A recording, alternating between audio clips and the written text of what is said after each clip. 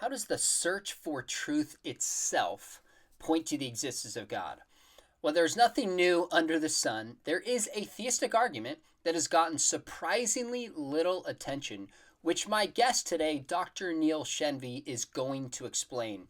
He's the author of a recent book, Why Believe, which we're going to talk about. And there's a ton of apologetics in this book, Dr. Neil Shenvi, but this section on truth caught my attention. It's one I've never talked about in this channel, is often not included in apologetic arguments, and I can't wait to unpack it, so thanks for coming back to my show. Thank you, Sean.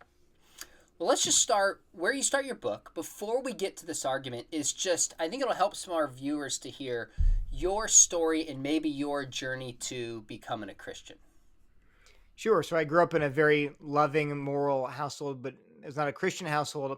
So I went to college. I was kind of spiritual, but not religious. I would have said I was a Christian, but only because I was, an American, and here Christianity is like the way to believe in God. I believed in God, and so I thought, yeah, I'm a Christian, but didn't really know anything about actual Christianity or actual Christian theology. And then, so in college, I met my future wife, Christina, and then we began dating, which I warn people is not a great idea because I was not a Christian at the time, and Mm, what we intended for evil, God intended for good. So we went out to graduate school together at UC Berkeley, and my concession was, because I really loved her, I was like, I'll start mm, going to church with you. And so I went to a church there with her, and I heard the gospel, and uh, and then other things were happening in my life. Like, for example, my senior year when I had met her, I was reading a lot of C.S. Lewis's Screwtape Letters. I'd gotten the okay. book years before that from a book table for free run by Crew. I just yoinked it, and I was like, "This is great, no strings attached." But I couldn't put it down. I read it like 10 or 20 times, and Wow. it was, yeah, no, I before I was a Christian, and it was just so meaningful to me. I thought this is incredible insight into the human, into my condition. And then at our church in Berkeley, so I knew my wife. I thought she was an incredible person, and I'd read C.S. Lewis. And going to church, I met Christians in the congregation who were smart. This is at UC Berkeley, so Mm, my quantum physics professor sang in the choir, and I met wow. chemical engineering professors, grad students who were committed followers of Christ, and that forced me to stop dismissing Christianity as intellectually deficient, and it's for dumb people, and it's for emotional people. I think this is competing intellectually with it's a very rigorous environment, and yet people are still Christians. And so I was forced to come to terms with it, and basically it came down to realizing I was not a Christian, number one, and that I needed forgiveness. And I think the biggest step for me was admitting that all of my carefully constructed philosophies and ways of thinking about this God that I basically Wow. invented were not true. That I had Mm, to enter God's kingdom like a child and say, I don't know anything. I just need to be saved. And being able to and saying I'm no better than these redneck conservative fundamentalists that I despise intellectually. God's like, nope, that's got to go. That's not how you enter my kingdom. You enter by humbling yourself. And but that I said, no, you're right. Like that, if I'm going to follow this God that I don't know any, then I have to be totally like a child. I have to come to Him saying, I need you to help me. I need forgiveness, and I need to be led. And that was, and so there are a lot of things that came after that moment of just saying, God, I'll follow you. But I was, brought into a great Bible study with guys who discipled me for 4 years. Um, and so that was just very important for me. But that's, I think, the essence of it was just coming to realize that I needed rescue. I was not a good person, and that my intellect couldn't save me. That I needed to trust in a God who was actually there and was speaking to me. Well, we're going to jump into what is called the transcendental moral argument. But did this argument at all play a role in your conversion, or was this more downstream after you became a believer? No, this is downstream. Okay. I you know I became a believer with sort of minimal apologetics knowledge. I'd taken a course at Mm, Princeton where I went to undergraduate as a non-Christian about the origins of the New Testament, and it was a totally secular course. It uses Bart mm, Ehrman's textbook and Lane Pagel's wow. and Jesus seminars. So it was very secular. But from that course, taught by a non-Christian professor, and it was called the Faith Buster by Christians. Oh, Because it interesting. was all about examining the Testament and Jesus from a secular perspective. But from that course, I knew that Jesus was a real person, Hmm, and that his rough biography in the Gospels, rough, like he had disciples, he ministered to sure. the poor, but that was true. I knew it was historical, and that was taken for granted in my class. So, but that was enough to say when I heard the gospel that Jesus died for he's not just a moral teacher, he was more than that. He was a rescuer. Um, Mm, that was wow. enough to say, well, I can't dismiss that as a myth. I knew enough that even secular scholars realized, yes, he's a real person. And then, but yeah, in terms of apologetics, I had very little grounding in it until I became a Christian. Well, let's jump into this argument that's in your book. I've been looking forward to this for a while because it's in very few apologetics books that I've seen. And let me start with a phrase that you began this section in your book with. You said, one surprising area where atheism falters is in the search for truth. Now, let me be the skeptic and say, what? Some of my atheist friends care deeply about truth. Right. So I'm not claiming they don't. In fact, I'm going to argue later that atheists search for truth and their desire to know truth, and Buddhists and Hindus and Christians, all of us innately desire to seek truth. I grant that. I'm asking which worldview or religion or ideology can explain why that is an obligation of us that we have. So I'm not doubting Okay. that you, as an atheist, want the truth. In fact, I assume that. You'll see in a second that if you say, no, I don't care about the truth, well, actually, I'm going to have a problem with the argument because you're denying one of my premises. But I actually think, no, I think it's a deep urge in all of us. And that's part, and from my perspective, God's put that into us. We Okay. crave the truth, and it's part of being made in God's image. Okay, so I was speaking, I can't remember how many years ago, and I was giving a whole talk on truth. And a student came up to me and said, Dr. McDowell, you've been speaking about truth for like an hour. Why is truth even important? Mm-hmm. And I said, well, do you want the true answer or the false answer? And he paused and looked at me and kind of smirked and was like, I got it, and just walked Yeah. away. Now, I said that I have to give Frank Beck with full credit for prepping me with that response. That was not original to me. Mm-hmm. But he wanted to know why truth matters. But what he didn't realize is in asking that question, he was already deeply committed to truth and can't escape it.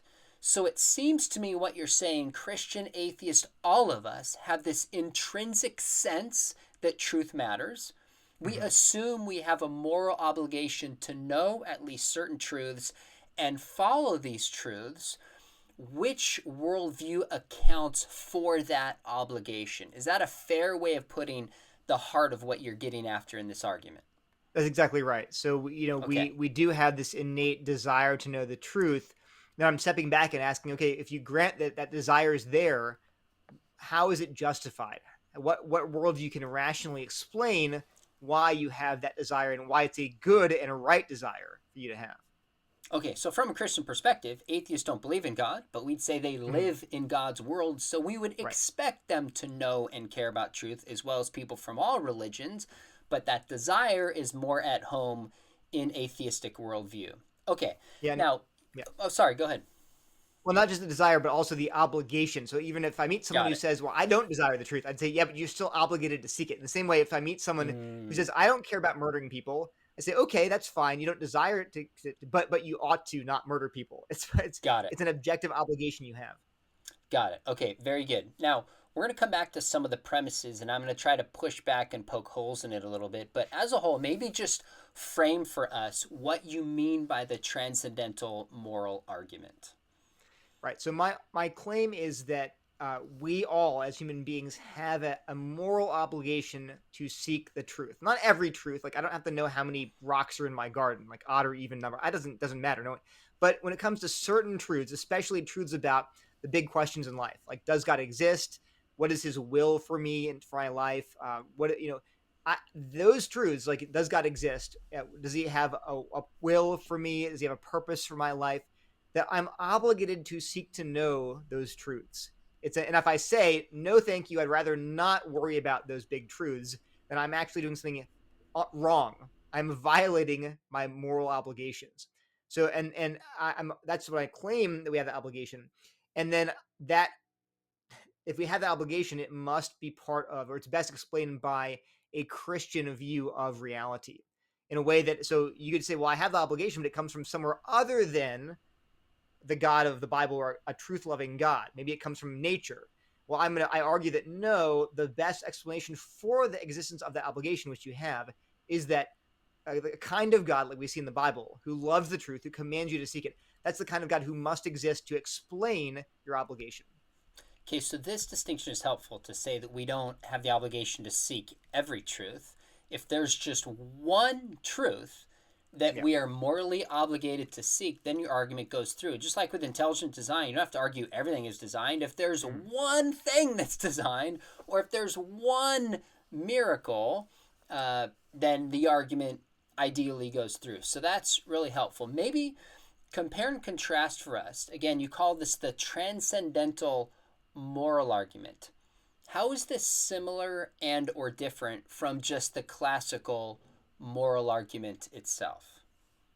So the moral argument says that if God does not exist, then objective morality doesn't exist. Objective moral facts don't exist. And then premise two is, well, objective moral facts do exist. Some things are right, some are wrong, some are good, some are evil. And the conclusion logically follows that then God does exist. That's a standard moral argument. And there are various ways that people explored to avoid that as an atheist, right? You could avoid it by saying, well, I can ground morality in something other than God, premise one. Okay. Or premise two, they could deny that and say, no, actually, I don't think right and wrong or good or evil exist. Deny premise two. But it's all dealing with, good and evil and right or wrong. The transcendental moral argument deals with a particular kind of obligation we have, which is truth seeking. We're not even asking about things like, is murder wrong? Is adultery wrong? Is lying wrong? There's other moral claims. I'm dealing with one claim in particular, which is, what about seeking the truth? Is thou shalt seek the truth? Is that true? Do we have an obligation to seek the truth? And again, not any truth, but certain truths about, I'd say, obviously God's existence. Does God exist? Does he have a will for me? Does he have a purpose? Is there a purpose for my life? Those kind of truths are obligatory to seek. So I want you to state this as simply as you can. I realize something's lost in this, but sometimes I'll say the beginning of the universe is best explained by a beginner. The fine Mm-hmm. tuning of the universe points towards a fine tuner. The existence of a moral law points towards a moral law giver. What Mm-hmm. would be the simplest way to state this argument? Something like our obligation to seek the truth points to, you could say, a truth-seeking obligator. Maybe I just say a truth-loving Okay. God. Okay. Because not any God will do. So I can say, well, what about a universal spirit? Well, maybe the universal spirit doesn't care whether you seek the truth. There's some versions of God, like a deistic kind of God who just wound the universe up like a clock at the beginning and let it go. It's unclear whether he'll ground true morality, number one, but also just number two, truth seeking. Maybe he doesn't care whether you do your own thing, seek your own truth. But no, the God of the Bible, and you can see this throughout the Bible, commands us to seek truth, to love wisdom more than we love treasure and gold and rubies. Conversely, the Bible condemns those who reject God as those who fail to love the truth. It's like the highest form of condemnation is you rejected the truth. You hated the truth and you ran from it. So it's very clear in the God of the Bible, if he exists, is the kind of God who would obligate us to seek to know the truth about him. Okay, so the existence of moral obligations to seek truth points towards a truth telling God who has given us these moral obligations. Maybe that's a simple Yes. Yeah. kind of way to put it. Now, I know some people immediately are thinking, okay, wait a minute, and we haven't gotten into the particulars of this yet. It seems that there's other theistic gods, Judaism, Islam, Mormonism, that could fit within this as well. Is that true? Like, how far does this argument get us towards the Christian God? So I would agree that it would not get you to, it would not be able to differentiate between, say, the God of Judaism and the God of Christianity, the God of Islam. Like the moral argument, like the Kalam cosmological argument, it's got to be part of a larger argument for Christianity Okay, broadly, right? So it'd have to be coupled with things like the trilemma, the resurrection, which I do in my book. This is you like do, yeah. one section of a whole chapter Yep. on other arguments. When you put them all together, think you really begin narrowing down your options. This Okay. is just one argument for. I would argue get a truth-loving God, but you could exclude things like kind of the Force in Star Wars, like this kind of vague spiritual thing. Okay. Well, no, it's more concrete than that. It's the kind of God who makes certain commands, which include seeking the truth. Yeah, I'd even argue that some sort of New Age deities that kind of do your own thing, find your own truth. That's not what we're talking about here. We're talking about the truth about spirituality, which you're commanded to seek. Which again, I don't hear that a lot from New Age circles saying, they kind of say truth is what you make of it. You create your own truth. It's not the kind of truth we're talking about. Would it rule out deism in terms of God who created us and left? Yeah, I think so. In the same way that deism, if you depending on how to define it, if you're going to rule out a God who issues other commands like "Thou shalt not murder," then you're also ruling out the idea that we're obligated to seek the truth. If you have a God that just kind of like almost like a just super, really powerful super being that just made stuff and then left, and is not good, is not a personal being who issues commands, then yeah, this would not. If this argument goes through, then it would rule out that God too. Okay, so I'm trying, because this is philosophical, I'm trying to be really careful how we approach this so people understand what we're saying, what we're not saying. One more question before we get to the premises itself. You compared and contrast this with the moral argument. What about the argument from reason? How is this similar and or different from what's typically called the argument from reason? Yeah, so there are many different arguments from reason. I think the most one I'm most familiar with is C.S. Lewis's argument, basically arguing that if we are merely our brains are just composed of particles and matter, then our reasoning is just basically a physical process. And so it's not really, you can't reason through an argument, because all you're talking about when you're talking about reasoning through an argument is, electricity going through the circuits of my brain. It's a physical process. But physical processes, he argues, are not true or false. They just happen. And so that would point to us being more than just sort of complicated machines. There has to be some other kind of process going on that's just not purely material. And so I don't think it's necessarily, well, at least again, Lewis, the version I've read, was not mainly aiming his sights at God exists, but at the point of we're more than just machines. We're more than just material stuff. And then I think people have argued, though, that, okay, if we're not just stuff, there's somehow also we have a mind that's not identical to our brains, it's not identical to the physical stuff in our heads. Then what worldview accounts for that? And I guess you could say, well, look, if God is like a mind, he's more like a mind than anything else. And he has reason, he is wise, and he created us in his image. Well, that explains why reasoning is something more than just the material. And that would be the argument from reason. But again, there's no, and how I formulated that argument, there's no sense in which, say, reasoning rightly is an obligation we have. That would be the difference. There's no moral component. Yeah. So it's crucial that I'm saying, if you say to me, I don't want to seek the truth, then I don't just say, what do I say? I say that's actually you are failing to meet your obligations. You are being doing something actually wrong. If I say I want to just go play video games, leave the truth to one side. No, you can't do that. As a human being, you are obligated to do certain things, like love your neighbor as yourself. You're obligated to do no harm, but you're obligated to seek the truth. It's one of the core or moral obligations. That's what argument turns on. Okay, good. Let's unpack these premises, and then I want to push back on each one a little bit and see how you might respond to a skeptical rejoinder. Give us the two premises and conclusion. So the premises, I set them up like the moral argument, but you're going to hear a little bit of difference. Okay. The premise would be, if a truth-loving God does not exist, then truth is not intrinsically good, and truth-seeking is not morally obligatory. So that's a big chunk there, but let me say it again.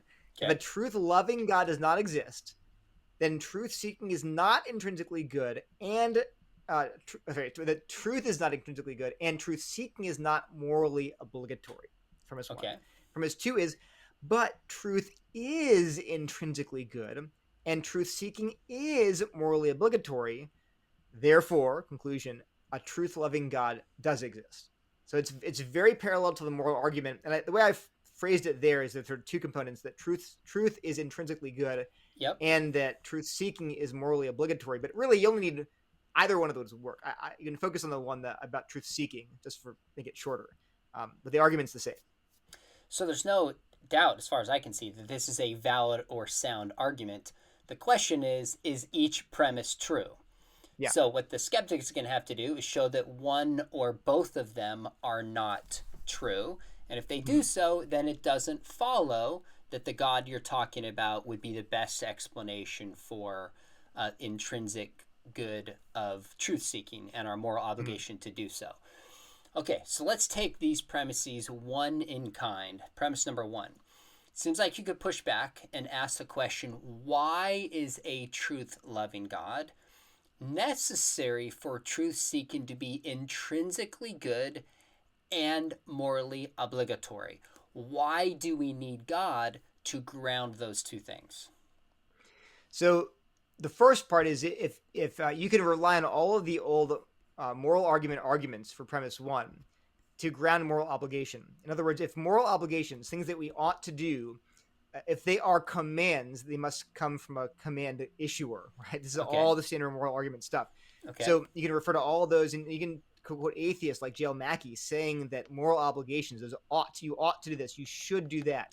All of those statements, they sound immediately like commands from an authority. That's what it just strike us as. Like, you know what it means for an authority figure to say, "Thou shalt clean thy room," or "You must do this." Well, at a cosmic level, the only authority who could issue those kinds of commands would be a divine figure. And Mackie, who's an atheist, admits that. So all of those arguments would carry over and say, okay, to have these moral obligations, you have to have this kind of divine lawgiver who's issuing these commands. Then for the intrinsic goodness of truth, I simply point out that the way around premise one of the normal moral argument is usually the one you kind of most is some form of utilitarianism. The idea that, well, no, I don't need God to ground morality or moral obligation. I can appeal to human flourishing. Like human flourishing will that's what's good. Seeking human flourishing, it's good and it's obligatory. It's all I need. I don't need a God.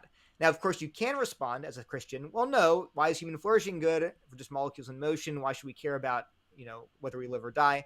Again, you could use the arguments, but what's interesting is this particular transcendental moral argument offers you a different response. What you can point out is this. Who is to say that human flourishing is optimized by truth seeking or by the intrinsic goodness of truth? In fact, which you can show very easily in many cases, is that truth seeking and truth do not align with human flourishing. They're actually enemies. A simple example, and actually I read after a while, I realized that Jerry Coyne himself, who's an atheist professor of biology in Chicago, but Jerry Coyne himself realizes that truth seeking and flourishing do not always align. The example that he gives is, imagine that your grandmother is dying and she's a Christian or believes in God, and she asks you, who, if you're an atheist, well, wait a minute, I hear that God doesn't exist. Is that true? Is that what you're telling me? Because the only thing giving me joy and peace and happiness right now is my trust in God, who loves me, belief that I'll be with my husband and my little children who died. That's what's carrying me through this terrible time on my deathbed. So tell me, Mr. Atheist grandson, is it true that God doesn't exist? And Coyne says, of course you should lie to her. He says, there's no question, because all you're going to do is make her miserable on her deathbed. There's no upside, so lie to her. Now, so the point here is he has to admit, if human flourishing is your ultimate grounding for morality and for obligation and goodness, that is, so he would say if human flourishing is intrinsically good, while truth is merely instrumentally good, meaning it's good if it gets you to flourishing, it's good. If it does not get you to human flourishing, it's not good. In fact, it's wicked.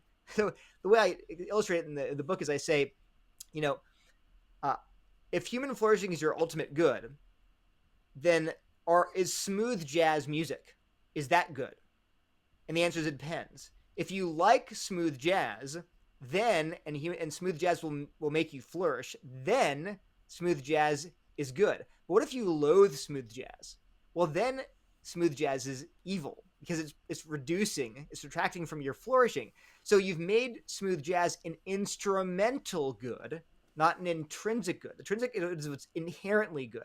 And my point is, what you do with truth seeking, if you're a utilitarian, is it becomes an instrumental good. It's good if it can get you to certain things. Maybe it'll get you to, cure world hunger and cure diseases and get you to colonize, distant stars. And then truth seeking is good. But when truth seeking conflicts with human flourishing, it's got to go. And what's even worse is you're like, well, okay, wait, maybe your grandmother is on your deathbed. That's different. That's a unique situation. But what about generally? Well, here's the problem. What if we just empirically discover that most human beings and societies just can't deal with an atheistic universe? I mean, plenty of atheists in the past were tortured, right? People like Sartre and sometimes Camus and all the other atheists would often, what's his name? Bertrand Russell.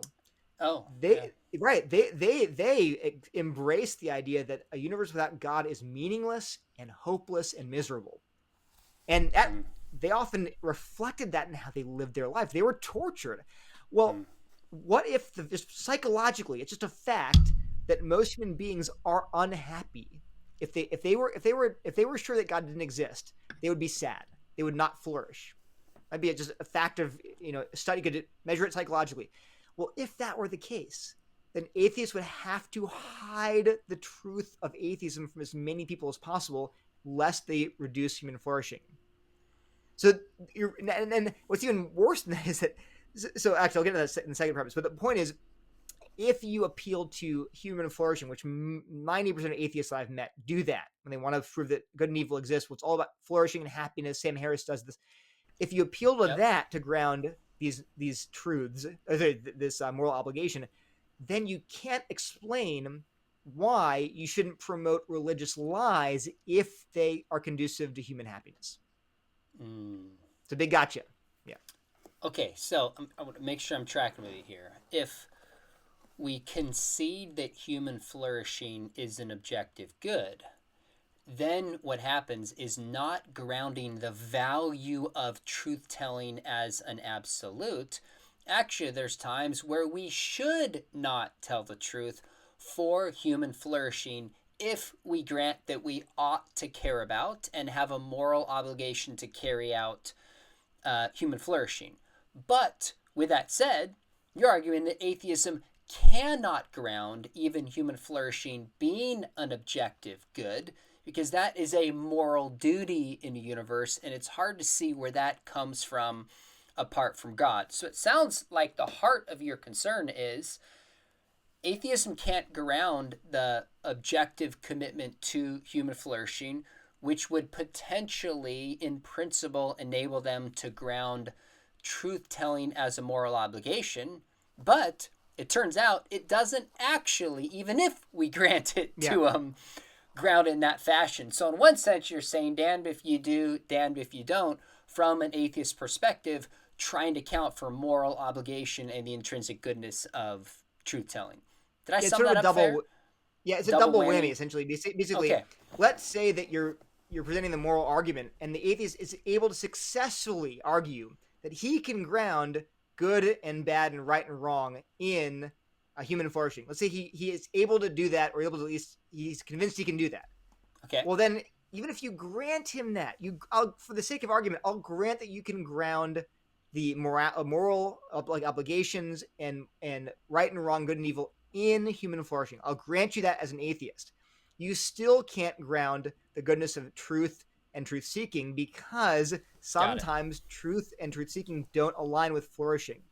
And it's not only is it, you'll have to lie to people about whether God exists to make them happy, but more than that, if you yourself, we'll get this later too probably, but you have to hide truths from yourself if you're worried they might detract from your flourishing or from flourishing in general. So the example that I use in the book is, if I am happy as a Christian, and objectively I look at my life, it's made me a better person.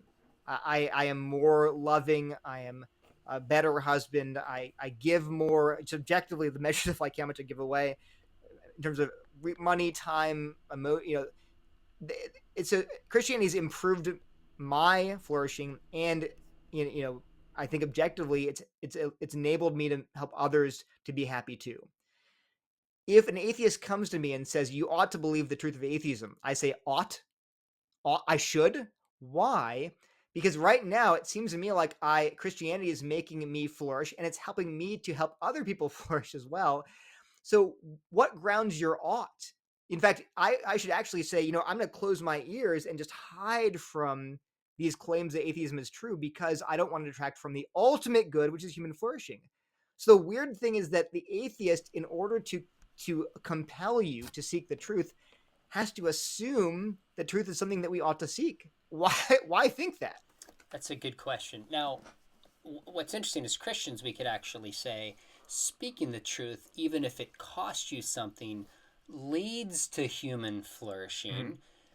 Because we are better off not just caring for our physical bodies through a lie, but becoming the kind of people that value truth regardless of what happens to us. So there might be a different view of human flourishing, but Sure. nonetheless, within Christianity, it carries with it an obligation and a duty to find truth.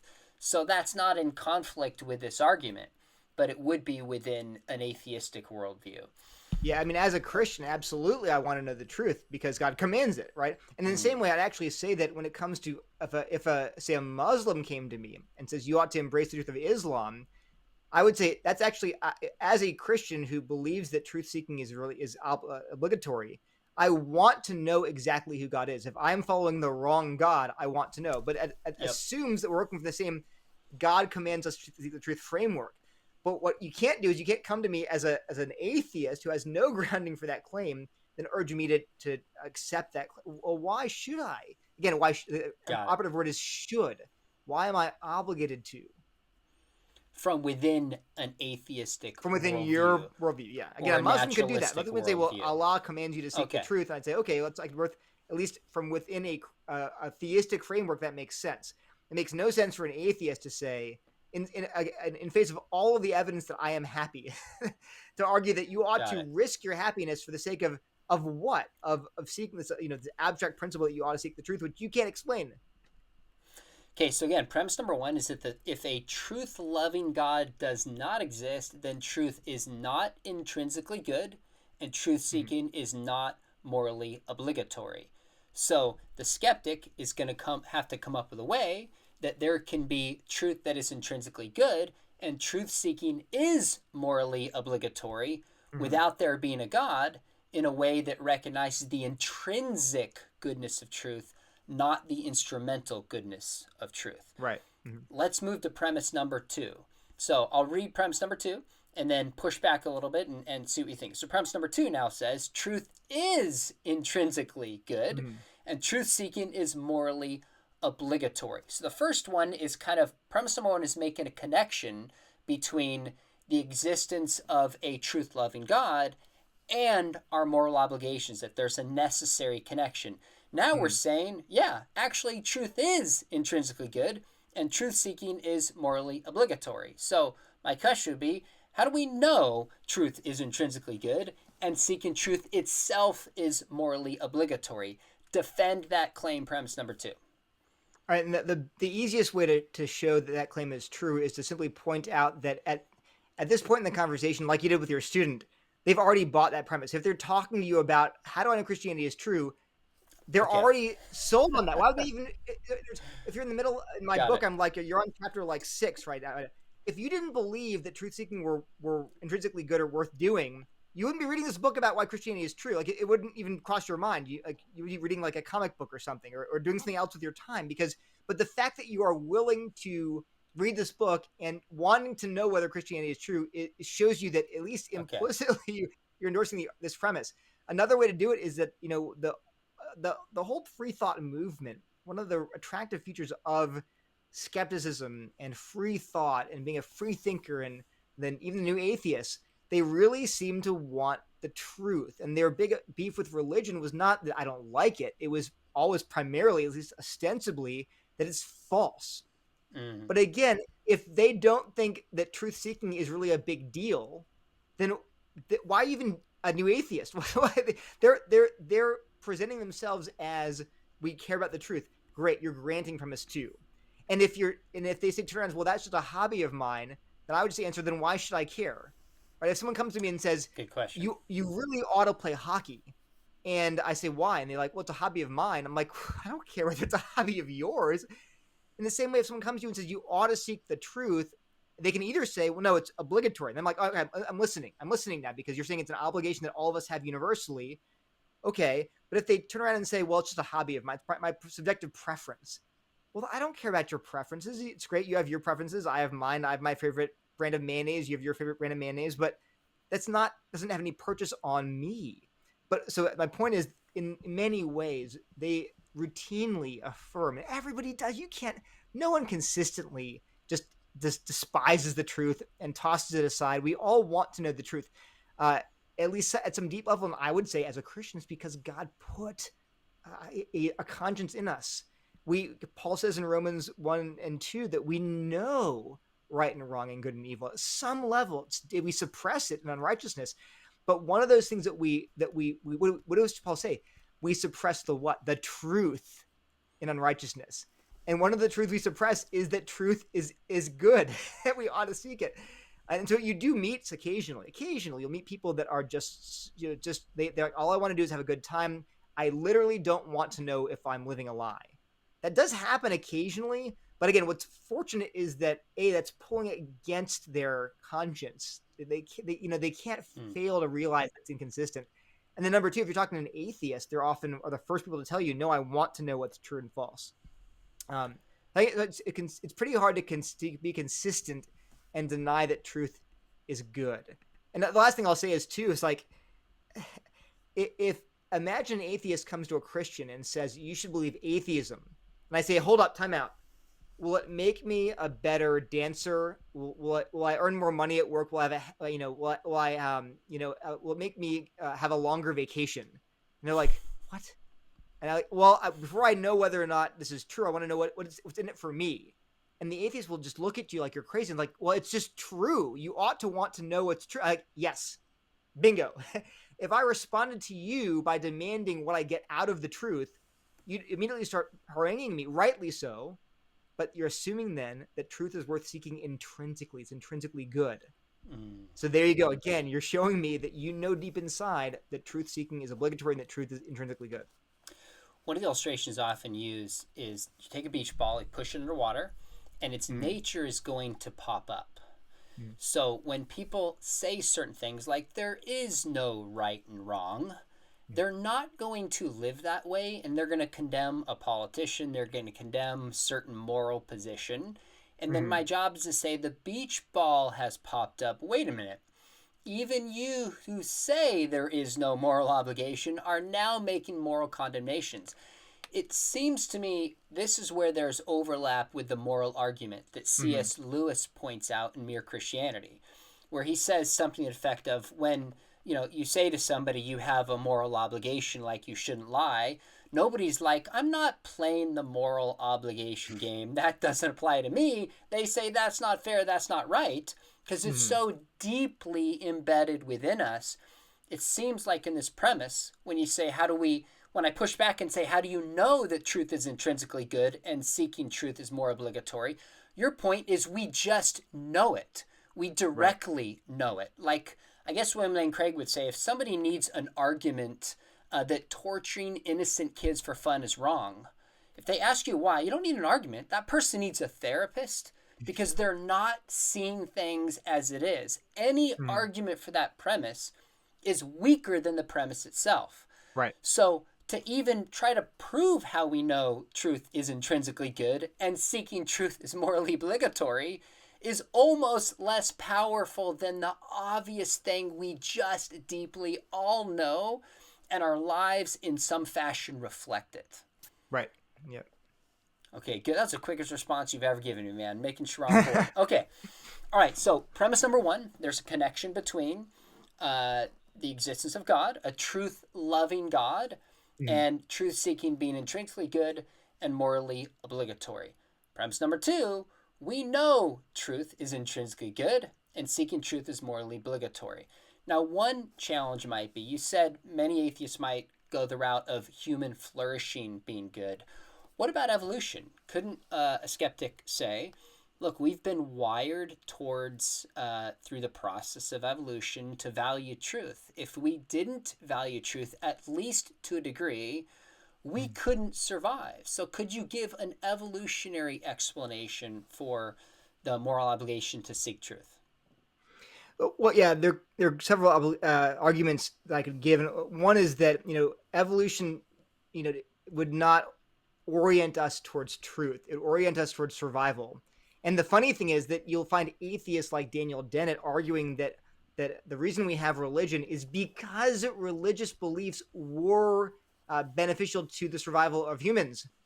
So he literally is arguing that religion exists because we're not wired to truth. We're wired to something else, which is survival. And because Mm. religion and many other things help us survive, that's why we have them. But wait a minute, you can't argue that and then turn around and say, oh, we have truth seeking desires because of evolution. No, you can't argue both sides of that argument. Either we were oriented towards truth or we're oriented to survival, which is why we have false beliefs like you think we have in religion. But more than that, I just say, look, C.S. Lewis does this too. He's like, let's just grant, for the sake of argument, that evolution wired us to, in this case, to seek the truth. Like, we're just wired to feel that way about truth. Like, we're wired to feel a certain way about babies and puppies and rainbows. We're just wired to have this desire to seek the truth. But here's the thing. Why do you not try to debunk that feeling in yourself when it's inconvenient? I actually make this argument about morality as well in my book, but I just point out that we have certain intuitions and cognitive deficits sometimes when it comes to things that are just wired into us. For example, people in general, all people, but many people have an innate fear of heights. They're wired into us. I'm not super fond of heights. I'm not terrified of them. I just don't like heights a lot. People are afraid of the dark sometimes, right? It's wired into you. And Okay. evolutionary biologists will give explanations. Well, why is that? Why was it beneficial? Why did it increase reproductive fitness in our ancestors? Whatever. But we all recognize that we have certain cognitive biases and intuitions that are just there. But here's the thing: when we realize that these tendencies are illusions, right? When we say, well, I'm not really going to fall off that cliff. I'm fine. I have a rope right here. Well, when those illusions are impairing our happiness, then we go to therapy. We work against them. So if I am example, if I'm terrified of spiders, that's kind of people are terrified of spiders. It's I guess part of what some people experience. But when they realize I can't go out of doors because I'm so terrified of spiders, then they work to undermine that illusion. They're like, that's not rational. I'm going to go to therapy. I'm going to talk through it. And they're actual very successful cognitive behavioral therapies to enable you to abandon your illusory fear of spiders. It's not rational. Here's the question. Since we agreed and we showed that sometimes truth seeking conflicts with your happiness, and Mm. you think it's just an illusion, then why not work to undermine it? Why not constantly remind yourself that there's no need for you to seek Mm. truth, and every day wake up and say, I'm gonna try to believe a lie, like in Alice in Wonderland, what's the White Queen says, I believe 5 impossible things before breakfast. Well, look, you really, I think we kind of realize that we have the ability to fool ourselves if we try hard enough. We have this capacity for rationalization, for avoiding. So I'm saying, if you are enlightened and you know that truth seeking is just this vestigial evolutionary spandrel, that okay, then root it out. You should try your hardest to get to a psychological state where you can just ignore the truth and be happy. In the same way, we could do the same thing with morality too. If you think morality is just this leftover byproduct of evolution, well, just work really hard to eviscerate and eradicate your moral intuitions. But no one does that. You don't have people walking around telling you ought to get rid of this vestigial evolutionary and moral sense, or this truth seeking. Get rid of that. It's an illusion. Just go be happy. Well, why not? Why not? And the answer is because we know it's not. It's our touchstone to reality. We were made to seek the truth, and we don't want to get rid of that sense because we feel inhuman. If you really met a person who just truly had no moralities, no intuition at all, and no desire to seek the truth and only wanted their own happiness, they'd be a monster. And that's why but why do you think that? That's that they're living a completely liberated life now, right? But you'd say they're not. I'd say I agree, because they're not living in light of reality, which is God's reality. You know, when I think about an evolutionary explanation for this, it seems that at best, evolution could explain why we have certain instincts to Mm-hmm. tell the truth, because all things considered, truth telling is going to be more conducive to survival. Not Sure. perfectly, but more conducive to it. But what it can tell us is that we ought to Yeah. follow those instincts. And Mm-hmm. that's the very thing that has to be explained to offer a sufficient naturalistic evolutionary explanation to counter this argument. So I Mm-hmm. think that's the heart of where it may fall. It may fall short. Is Yeah. ultimately, in fact, it would just be a subjective explanation, not an objective explanation for moral truth seeking within itself. Um, It'd explain why you have uh, this, that, like you said, instinct, but it wouldn't explain why you ought to follow it. there you go. Okay, good. So I know there's more than this. I haven't read all the literature in this. I assume there's some literature. It's not in the apologetics book. I can't think of one book by Ronald Nash years ago dealt with the argument from truth. And what's crazy, Niels, I had written in my phone, I write down blog ideas, and I had written down making the distinction between instrumental and intrinsic truth is a blog I wanted to write. It has been sitting there forever. I saw your book. I was like, finally, somebody developed this. So I'm curious, in writing your book, Why Believe, why do you think this argument hasn't gotten more traction? I honestly don't know. My book has a lot of the standard arguments that you see in the literature, and in books and articles, and I hear in talks. But this one, like I said, I couldn't tell you where if I've ever heard this argument before. I think I talked to a philosopher, and I shared it with him, because I came up with this like 10, 15 years ago. I think I forget how, Huh. like on a blog or something. I was interacting with an atheist, and I forget, it's Tom Gilson's blog, if you know Tom. But Yeah. that was when it just hit me. But like I honestly can't remember ever running across this argument anywhere else. And I've read a fair bit of apologetic stuff. So yeah, I don't know why it's understudied. I ran it by a philosopher that I know, and he said, "Oh yeah, it's like epistemological norms." It's like, well, yeah, Yeah. but he sort of knew that there's a term like that, but he didn't really ever use it as an argument. So I don't know. You can tell me. I don't know, but I think it deserves a lot more attention than it's gotten. I think someone could do a doctoral dissertation on this, write a book on this, develop full lectures on this. And I know there's going to be some skeptical pushbacks that would need to be dealt with as well. We've really laid out in 45 minutes what this argument is, roughly. But I'd love to see it get more traction. I think there's something intuitive about it when people get it. So just clarify for me, if this argument goes through, what it shows, because sometimes I think about basic arguments. I'll say, for example, if some of the basic arguments of intelligent design go through, we have a mind that is powerful, maybe spaceless, timeless, intelligent. That'd be the origin of the universe. Information, for example, like DNA, might not get us to a timeless being, of course, but you collectively Mm-hmm. put these things together, you get a smart, powerful mind. But it doesn't tell us anything about our obligations to this mind. The moral argument then shifts and says, no, not only is there a mind that's out there, this is a God that is moral in his or her character, insofar as the argument goes, Mm-hmm. and we have duties to be moral. Right. Would you say this just adds, and of course, to get to the Christian God or another God, Muslims would say, yeah, we agree with you, but it's the Quran and Muhammad that Right. is this God who's spoken. Mormons would give special revelation, Jews and Christians. You go into that in that book. Mm-hmm. But does this just add another component that says it's not only a mind, it's a moral mind, but it's a God who wired us and wants us to seek after truth? Is that kind of what this adds in the big picture?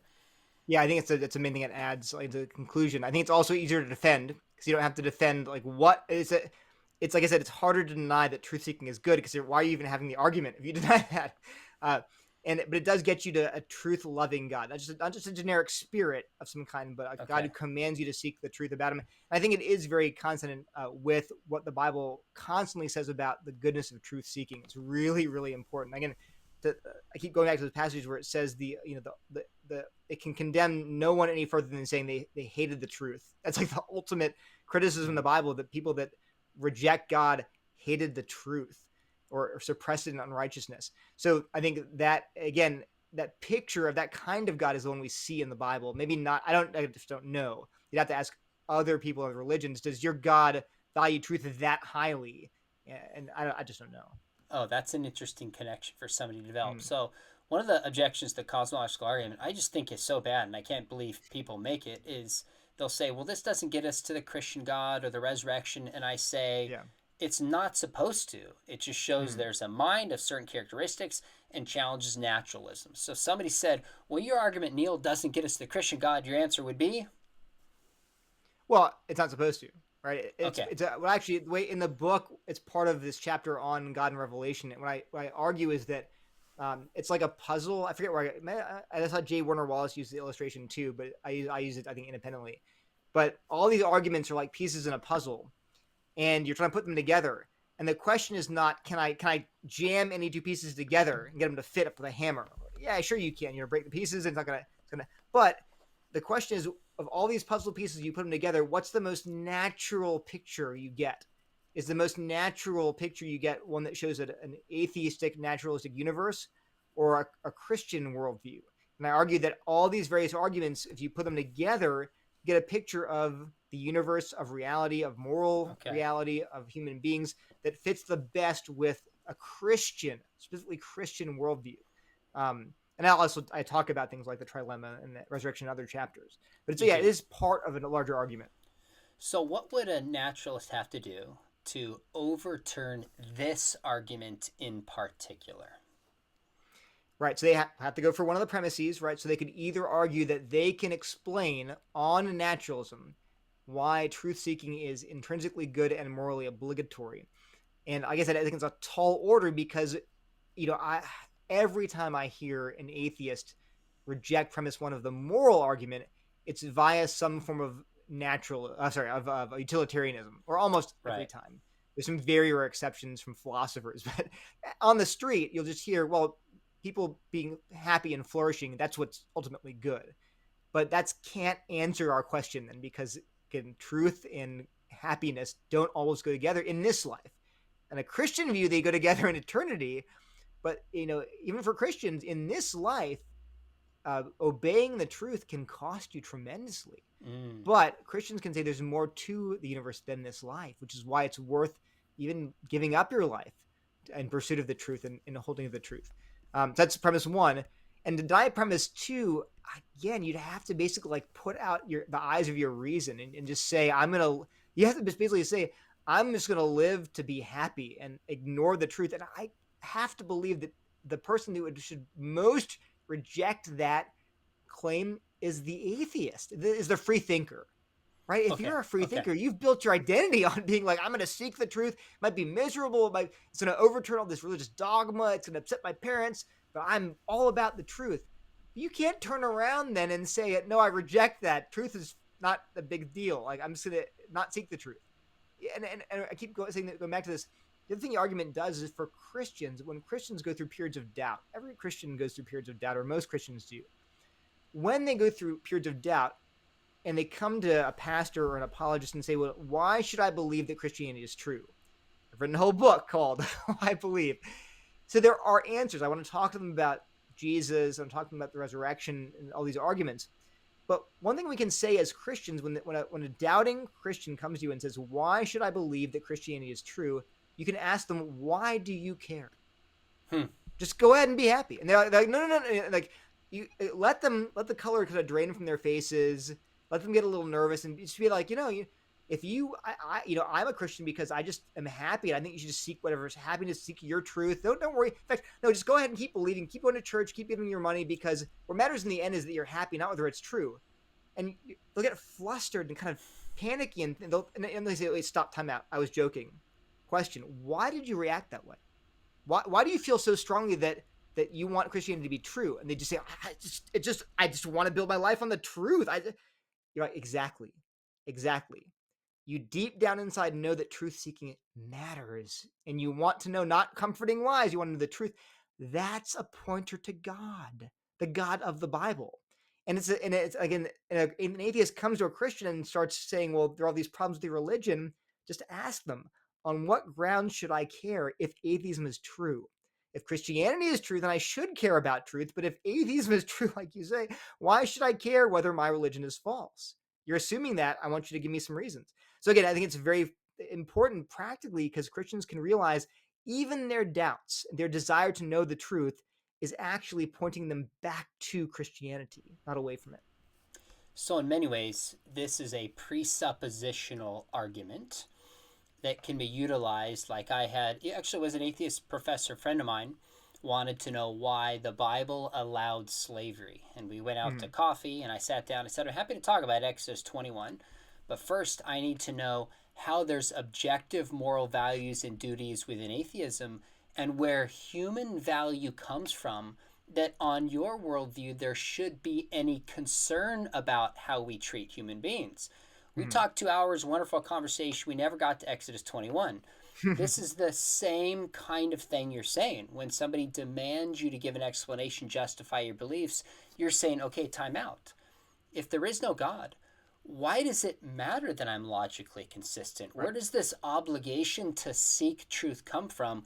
Because it seems to me when we say humans should seek truth, that implies some design and some purpose about humans, how humans are meant to act and not act. But how would you get there if there's not a designer and a purpose giver within a naturalistic worldview? That's the heart of it. So if some naturalists respond, and I suspect some will, maybe you and I will come back on and interact with those, or maybe we'll just push it off and let some apologist jump in and engage this conversation. But I would love to see more conversation about this apologetic question. It hasn't gotten near enough coverage. Now, before we wrap up, Neil, you gave me the privilege of endorsing your book. It's a great book. Tell us just briefly what makes Why Believe unique, because there's a lot of apologetics books out there today. Right. I mean, I think I pitched it to Crossway, the publisher, as a reason for God for STEM majors. So I love Keller's Reason for God. I think it's a great apologetics book. But I think mine is more evidence driven. It's very intentionally about, is Christianity true? Not, is it nice? Is it good? Does it make you happy? I want to focus on, well, is it true? That ultimately matters. The other thing I'd say is that I wanted to write a book that Christian college students could hand to their professors. So there are a lot of great books out there that I enjoyed Lee Strobel's Case for Christ, but I would feel uncomfortable giving it to a professor at a university. I mean, I was working at, I worked at Yale and Duke, and I had people that at the highest levels intellectually and academically, and I love talking to them. But some books they just come across, even if they're good books, they come across as too casual. Whereas I think my book has a sort of intellectual heft. Like I interact with philosophers, I interact heavily with atheists, not just the new atheists, but with atheist philosophers, biblical scholars. And so, yeah, it's like a lot of footnotes, not endnotes, footnotes. You can dive in for more information. So I think it's a book that I wanted Christians to be able to hand to anybody and feel like I'm not going to be sort of a little bit embarrassed that it's too simplistic. And then finally, it's very gospel-centered. The arguments are not towards a generic God. There are 4 big arguments in the book, and they're all oriented towards Christianity being true. And then the final section in the book is all about why the gospel itself, the good news that Jesus died for our sins and rose from the dead to rescue us, that's actually an argument for Christianity being true. And I unpack that in 3 chapters. But again, the whole book is oriented towards not just this generic theism, but towards the Christianity and the gospel. And I think Keller's Reason for God is very good about that too. But I wanted to write a book that's not just engaging people intellectually, but pointing them to salvation in Christ. So that's another, I think, hopefully not distinctive, but it's an emphasis of the book. So unlike Case for Christ, which you said maybe you wouldn't give to a professor. This is more intellectually sophisticated. Is that also how you feel about More Than a Carpenter? I'm kidding. You don't have to answer that on the Oh, spot. look at I'm you. just Yeah. kidding. I'm kidding. You don't have to say anything. But here's It the is. deal. I will say it's accessible though too. Like my kids, I think my oldest son has read excerpts of it. He's 13, and he can handle it. So it's not Yeah. inaccessible to everybody, but it's definitely written to be something you could hand to people who are very sophisticated and highly educated, and not feel a kind of like hesitation. Right, but it's kind of an introductory book because you cover so much ground, but Yeah. it's sophisticated. And when you hand it to a professor, you can say, "Hey, here's by a guy who went to Princeton and got his doctorate in Berkeley." That carries some weight with it if they're willing to read. I think it's a great book. I love the stories that you put into it. There's a logical flow. As an apologetics professor, I mean, I read everything I can get my hands on apologetics, and there were, including this chapter we talked about today on truth, there are a number of points I stopped and was like, hey, that's a really interesting point. So I suggest it for Christians to go deeper, but also as an evangelistic tool. It's called Why Believe. Pick it up. Link is below in the notes. And while you're at it, make sure you hit subscribe. We've got a lot more interviews like this coming up. And if you want to study apologetics in depth, come join me at Biola University. We have the top rated, fully distance apologetics program. We'd love to equip you to become an ambassador who loves God with his mind and equips Christians and engages non-Christians effectively. Neil, you're awesome. Thanks for joining me. Thanks, Sean.